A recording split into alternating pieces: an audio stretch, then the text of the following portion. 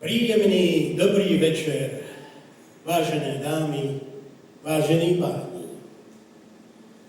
Možno sa vám bude zdať, že som trochu indiskrétny a že sa dotýkam niečoho, čo je prísne súkromnou záležitosťou každého z nás, ale smerujem k pozitívnej veci. Neviem, či mi uveríte, ale dokážem predpovedať úplne presne o každom jednom z vás, čo ste dnes ráno urobili ako jednu z prvých vecí. Čo bolo na začiatku vášho dňa. Čím ste začali. Mnohí možno len tak ako si automaticky a nevedomky, ale bez toho by to jednoducho nešlo.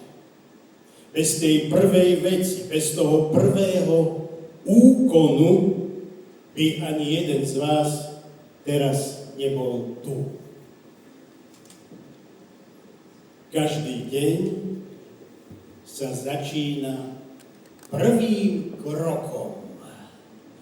Vykročením či vyskočením z postele, aby sme sa následne presúvali za svojimi povinnosťami či cieľmi. Tak sa začína každý deň. A aj každá cesta v živote sa začína prvým krokom. Dôležité je, aby sme sa vždy vydali správnym smerom.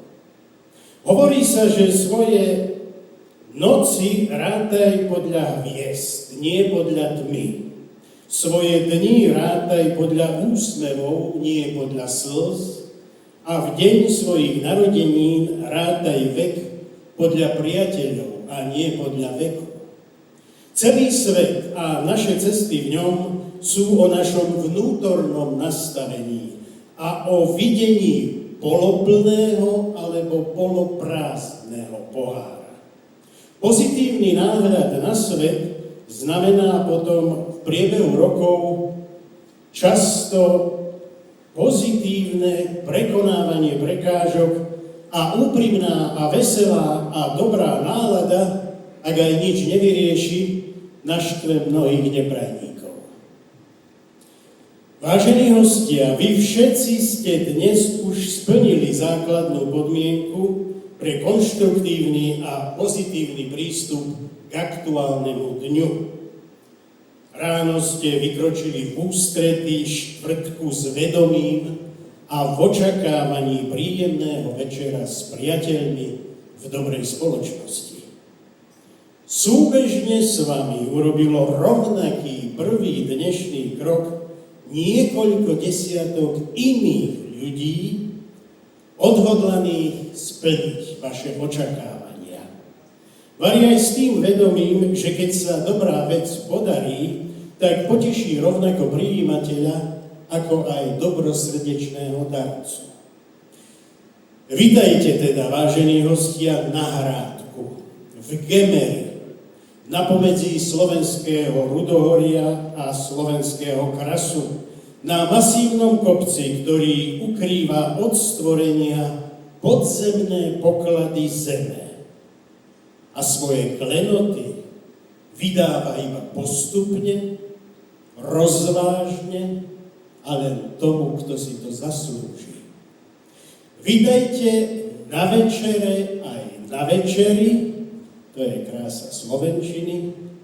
Vaším hostiteľom je dnes večer akciová spoločnosť Slovenské magnezitové závody Jelšava.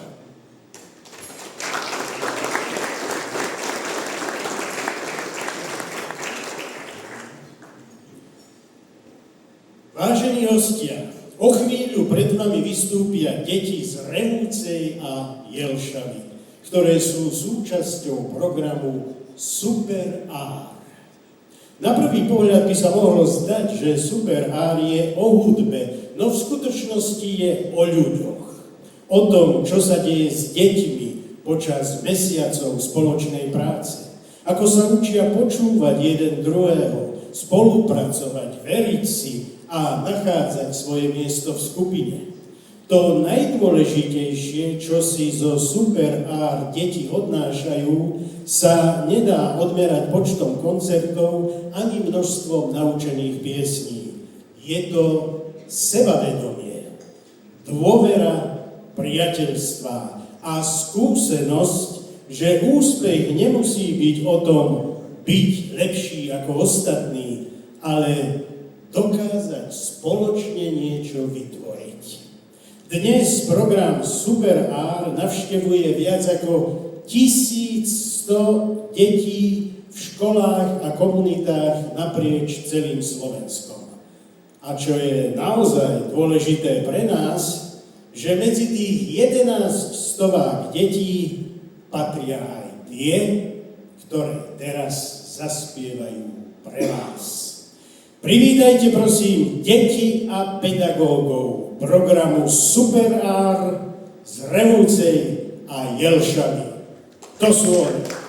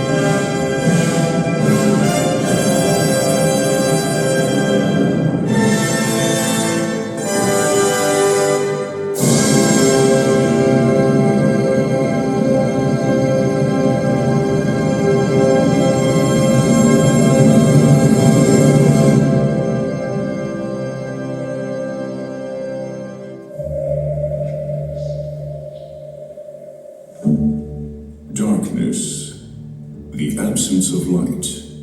Where there is no light, no life in this world is conceivable. The sun, source of energy and center of our solar system, it has been worshipped by countless peoples for millennia. It has been elevated to the status of a god because of its light and life-giving energy. For centuries, people have known that they need the sun in order to live. Some visionaries realized early on that light would one day become one of man's most important tools. For 4 decades now, that vision has been turned into a daily reality. A beam of light needs 8 minutes and 19 seconds to reach the Earth from the Sun. In 8 minutes and 19 seconds, that ray of sunshine will have arrived on the Earth. At a speed of almost 300,000 kilometers a second, it transports energy in the form of light. The characteristics of light have fired the imaginations of scientists in this century and the last. Science's exploration of light finally led to the invention of the laser and to the laser's success in almost all sectors of technology and modern life. The man who paved the way was Albert Einstein. As early as 1917, Einstein described the basic principles of stimulated emission, which would lead to the invention of the laser. By pure logic, Einstein proposed that there had to be an until then unknown type of light emission that would allow us to control the characteristics of light to a degree that was not dreamt possible before. Over the years, the machines became more compact, more sturdy, and more efficient, and were used in almost every sector of science, material processing, and medical technology. Even today's entertainment and communications electronics would be unthinkable without the laser. An invention searching for an application was what people laughingly called it at first. But the truth was that the laser was the technology everyone had long been waiting for in almost every sector of today's modern world. Virtually everywhere, in fact. In a few seconds, the beam of light will have reached the Earth. A ray of light carrying particles known as photons. The 20th century was characterized by the electron, from electricity all the way to electronics. The 21st century will be the century of the photon, and the laser is the key to this far-reaching development.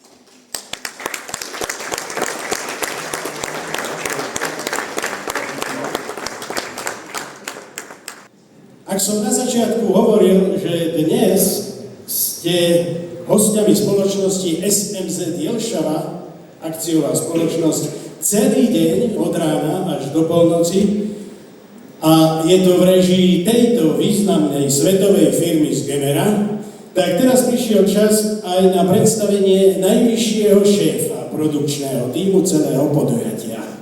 A tým je, dámy a páni, predseda predstavenstva a generálny riaditeľ SMZ Jelšava, pán inžinier Roman Gažúr. Nech sa páči.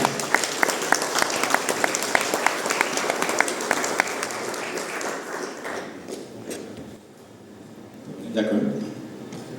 Takže v prvom rade vás chcem všetkých privítať a veľmi poďakovať v prvom rade detičkám, ktoré vystúpili na našu žiadosť a hlavne aj Monike Štepitovej, že takú záslužnú činnosť robí u nás na Gemeri, pretože inklúzia detí je veľmi dôležitá v rôznych komunitách a je to dôležité preto, aby táto časť Gemera nevymrela a všetci stade to neodišli.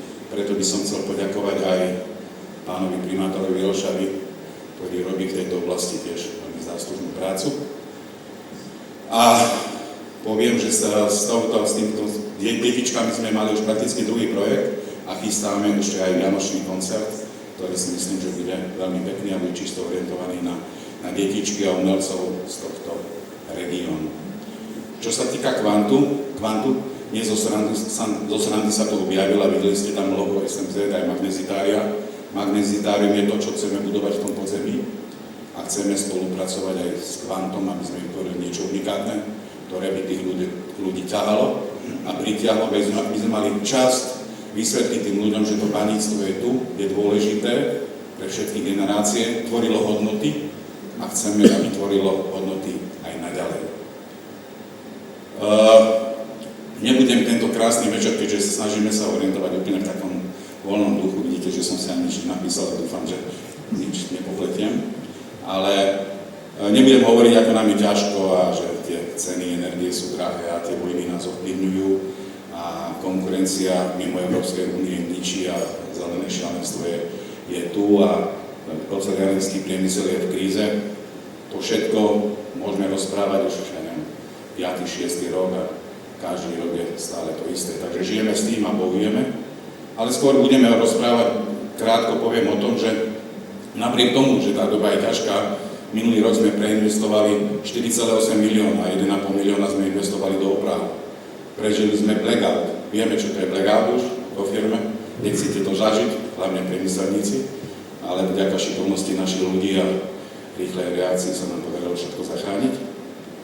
Spravili sme veľkú úpravu rotačnej pece, taká, ktorá tu ešte nebola, s rôznymi technickými a technologickými zásahmi do procesu s cieľom zníženia mernej spotreby a zvýšenia výkonov, čo sa nám podarilo. A pristúpili sme k tretej etape fotovoltaickej elektrárne, v súčasnosti Jelšava si vie vyrábať 5000 MWh ročne a takisto časť uskladniť do batériového úložiska. Ten proces budovania fotovoltiky nebol úplne jednoduchý a pre nás je nový, pretože prvýkrát sme išli cez projekt s ministerstvom hospodárstva. Žiadosť na výzvu sme podali v januári 2024, v septembri sme podpísali kontrakt s ministerstvom hospodárstva, v marci 2025 sme ukončili výberové konanie, v júni nám ministerstvo životného prostredia povedalo, že nemusíme riešiť EU, pretože stávame fotovoltaiku na brownfieldoch. V septembri v rekordne rýchlom čase nám Slovenská inšpekcia životného prostredia dala stavebné povolenie, pretože chápala význam naplnenia termínu pre nás, pretože nenaplníte termín, nedostanete peniaze.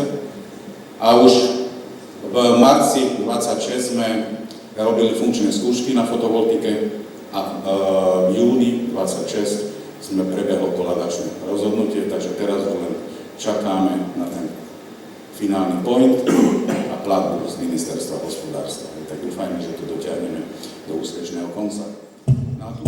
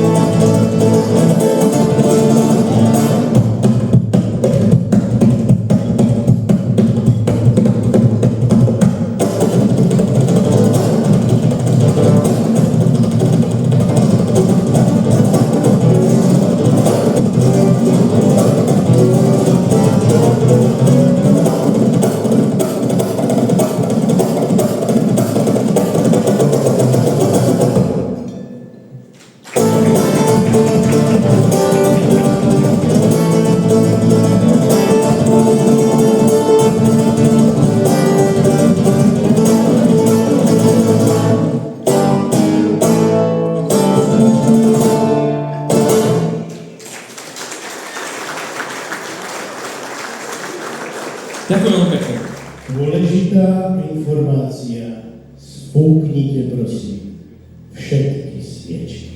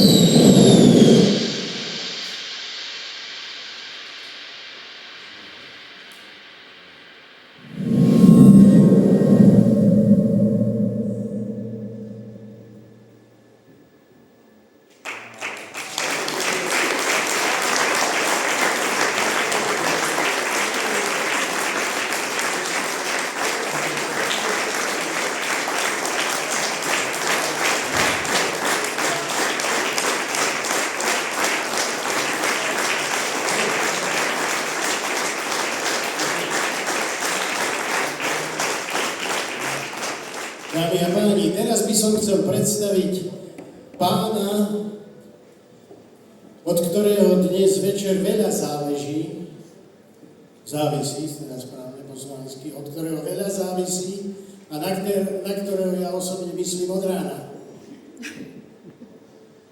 Je to pán šéfkuchár Jozef Breza.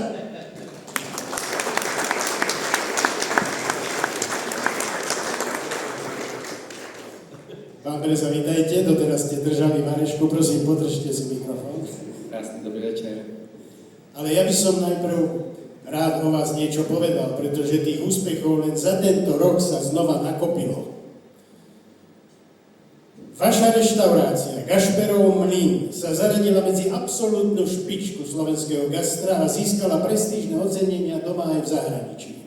Vy osobne ste získali titul šéfkuchár roka 2026 podľa Goe Mio Slovensko, čo je ocenenie udeľované osobnosti, ktorá svojou originalitou, charakterom a profesionálnou úrovňou predstavuje to najlepšie zo slovenskej gastronómie. Rovnako ste sa stali najlepším šéfkuchárom Slovenska 2026 podľa Falstaff, pričom odborná porota ocenila nielen vaše kulinárske umenie, ale aj výrazný kvalitatívny progres reštaurácie, vaše úspechy v zahraničí a váš podiel na vzdelávaní mladej generácie kuchárov. Ďalej, pod vašim vedením získal Gašperov mlyn 97 bodov a 4 zlaté vidličky Falstaff, čím sa zaradil na druhé miesto medzi všetkými slovenskými reštauráciami. Zároveň patrí medzi trojicu reštaurácií na Slovensku ocenených najvyšším hodnotením 4 šľapky Goe Mio. Ďalšie úspechy?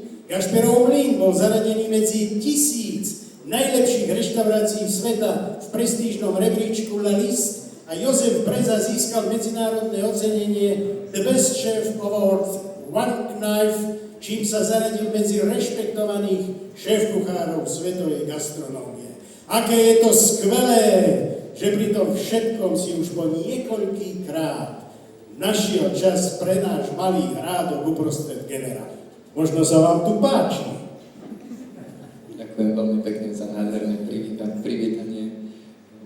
Ani si to človek bežne neuvedomuje, čo sa podarilo za posledné obdobie dosiahnuť, respektíve aké krásne ocenenia sme ako reštaurácia, ale aj ja osobne dostali. A áno, Gemer je miesto, ktoré mi prirástlo k srdcu. Nie som tu prvýkrát, ale už ani neviem koľkýkrát.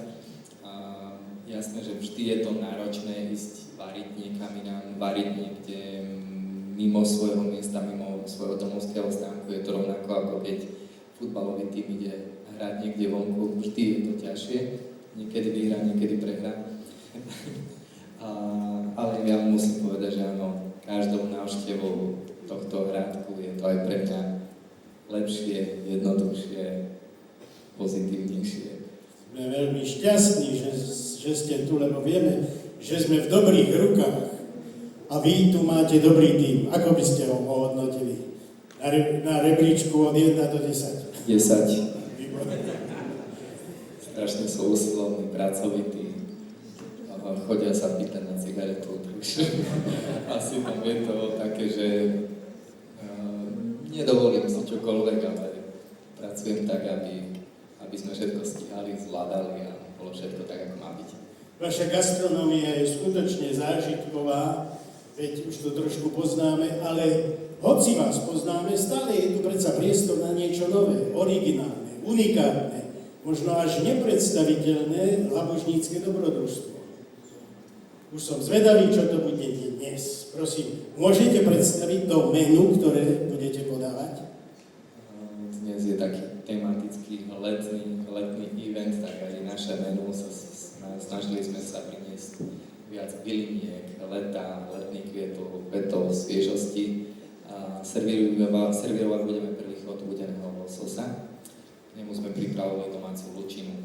Je to vlastne taký jogurtový krém spolu so smotanou, kedy sme smotanu nechávali naočkovať kultúrami z jogurtu. Zároveň je tam čerstvý chrén, svieži šalát a nejaké chrumkavé marinované uhorky. K tomu budeme servírovať grillované chlebové posuchy, ktoré môžete konzumovať, takže ich budete zajedať s tým predjedlom, prípadne si ich môžete preložiť priamo na tento predjedlo, preložiť priamo na tie chlebové posuchy. Druhým chodom bude silný vývar z bažanta, pečeňové knedličky, gágoriky, ktoré som si tu veľmi obľúbil v tomto regióne. Nikdy predtým som o nich nepočul, kým som neprišiel sem. Vážne? Samozrejme, nikdy predtým a Šéf-kuchár. aj decka si to veľmi doma obľúbili. Šéf-kuchár sa učí. Určite áno. A ďalším chodom bude roštienka z bíka, ktorému sme pripravovali pyré parfumované hľuzovkou, tam glazovaná mrkva, pečené šampinóny a tento chod budeme pri stole dokončovať slovenskou čiernou letnou hľuzovkou. Myslím si, že tento event si zaslúži naozaj luxusné suroviny. A záver bude letný dubajský čokoláda, pistácie, trošku jagod, malín a jedlých betov. Menu prežiarené slnkom od začiatku až do konca. Pán šéf-kuchár, ďakujeme veľmi pekne, tešíme sa na to. Ďakujem veľmi pekne.